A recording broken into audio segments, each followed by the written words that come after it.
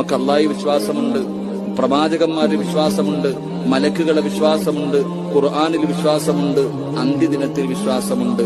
ആറാമത്തെ കാര്യത്തിലാണ് വിശ്വാസമില്ലാത്തത്. ആറാമത്തെ കാര്യം എന്താ? വൽ ഖദരി ഖൈരിഹി വശർരിഹി മിനല്ലാഹി തആല. നന്മയും തിന്മയും അള്ളാഹുവിന്റെ ഭാഗത്ത് നിന്ന്, ദുഃഖവും സന്തോഷവും അള്ളാഹുവിന്റെ ഭാഗത്ത് നിന്നാണ് വരുന്നത് എന്ന് നീ വിശ്വസിക്കണം. എങ്കിലേ നിന്റെ വിശ്വാസം പൂർണ്ണമാകൂ. അള്ളാഹു നമുക്ക് ഈമാൻ നൽകുമാറാകട്ടെ.